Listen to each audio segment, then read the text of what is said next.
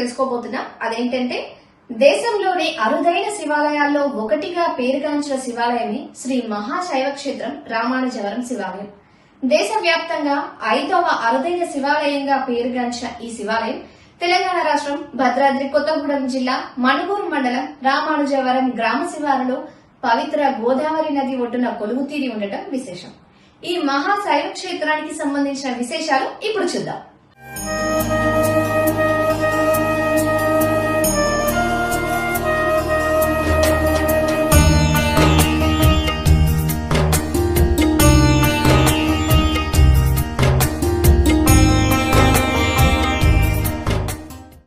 దేశంలోనే అరుదైన శివాలయాల్లో ఒకటిగా పేరుగాంచిన శివాలయమే శ్రీ మహాశైవ క్షేత్రం రామానుజవరం శివాలయం.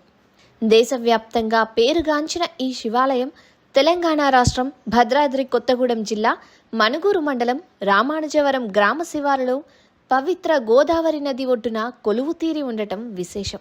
దేశంలోనే ఎక్కడా లేని విధంగా ఉత్తర, తూర్పు, ఈశాన్య దిశలలో గోదావరి నది ప్రవహించడం, అది కూడా శివాలయాన్ని ఆనుకొని పవిత్ర గోదావరి నది పరవళ్లు తొక్కడం ఇక్కడి శివాలయం ప్రత్యేకతగా చెప్పవచ్చు.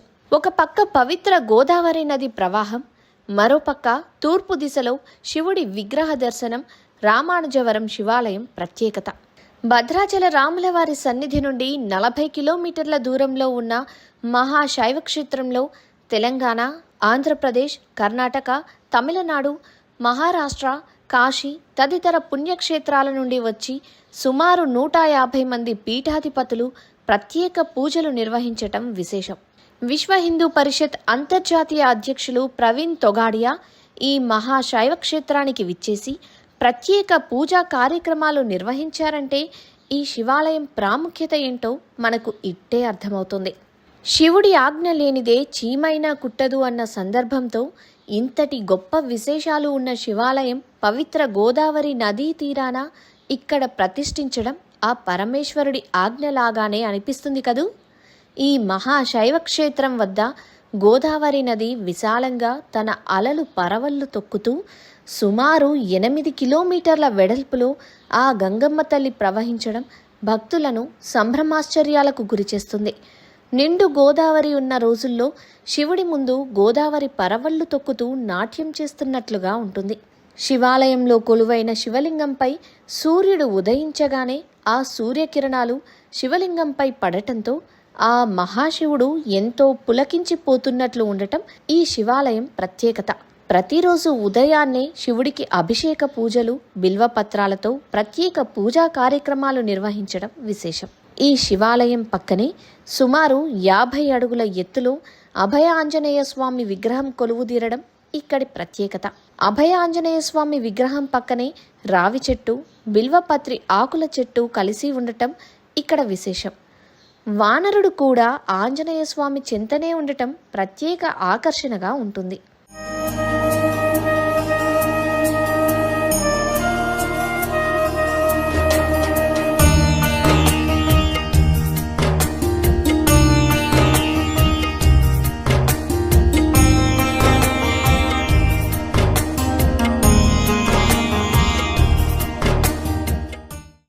శివనాథుడి సన్నిధిలో 108 శివలింగాల ప్రతిష్టాపన చేయడంతో భక్తులు ఆ లింగాలకు అభిషేకాలు చేస్తూ వారి కోరికలు కోరుకుంటుంటారు.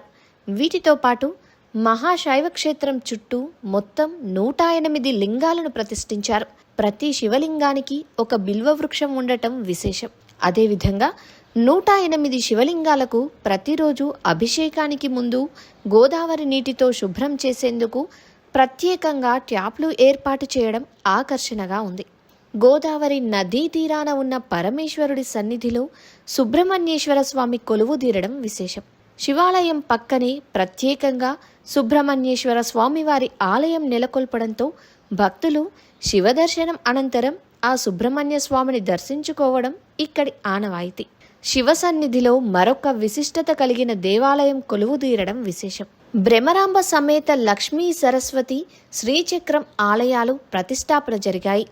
ఈ దేవతామూర్తులకు కలిపి ఒకే ఆలయం నిర్మించడంతో నిత్యం గోదావరి తీరాన లక్ష్మీ, సరస్వతి అమ్మవార్లకు ప్రత్యేక పూజలు నిర్వహిస్తారు. మహాశైవ క్షేత్రంలో శివుడు, సుబ్రహ్మణ్య స్వామి, శ్రీ భ్రమరాంబ సమేత లక్ష్మీ సరస్వతి, శ్రీచక్రం, దేవతల దర్శనం దొరకడం భక్తులు అదృష్టంగా భావిస్తారు.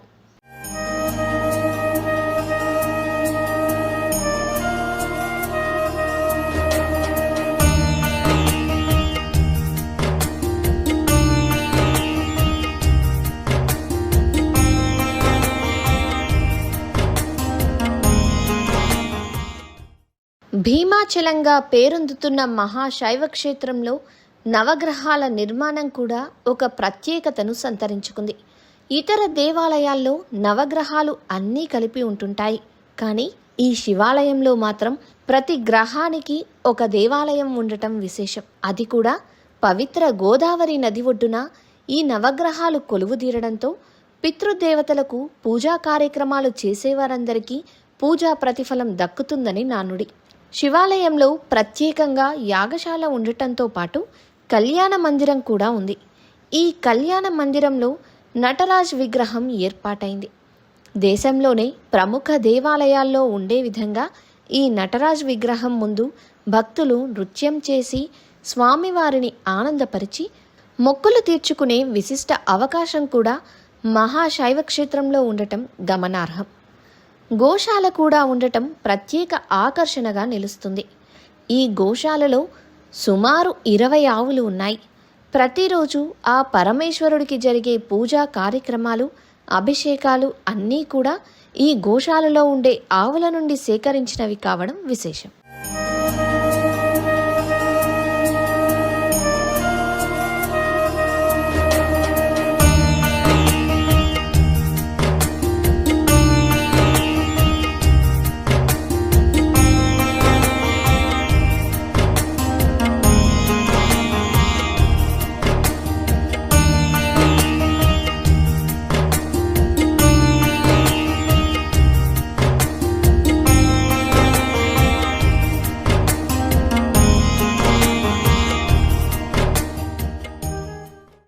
రెండు 2014 పుష్కరాల సమయంలో రామానుజవరం శివాలయంలో కొలువైన శివనాథుణ్ణి సుమారు 2 లక్షల మంది భక్తులు దర్శించుకున్నారు.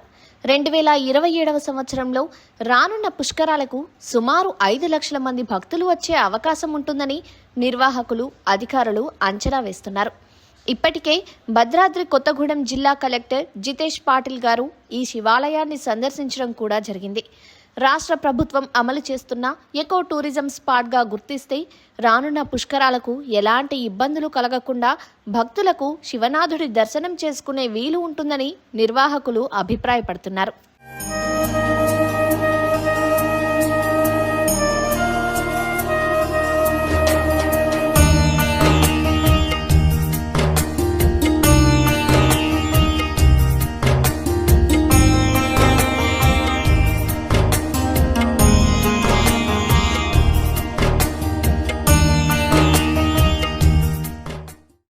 రెండు 2014 సంవత్సరంలో ప్రపంచవ్యాప్తంగా జరిగిన గోదావరి పుష్కరాలలో రామానుజవరం శివాలయం దేశవ్యాప్తంగా పేరుగాంచింది.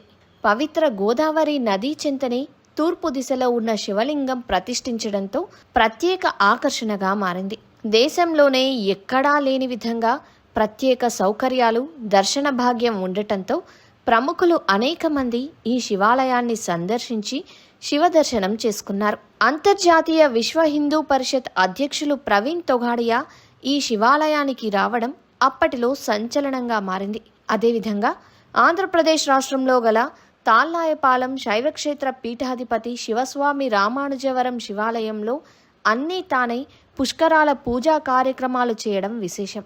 అదేవిధంగా మహారాష్ట్రలోని హంపి పీఠాధిపతి శ్రీ శ్రీ విద్యారణ్య భారతి స్వామివారు పుష్కరాల సమయంలో గోదావరి నదీ హారతి సమర్పించడం విశేషం.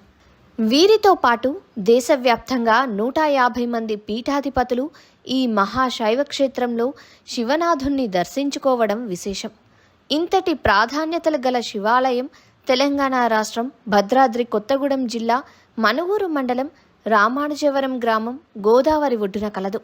మనుగూరు నుండి కేవలం 5 కిలోమీటర్లు, భద్రాచలం నుండి 40 కిలోమీటర్ల దూరంలో ఉంది.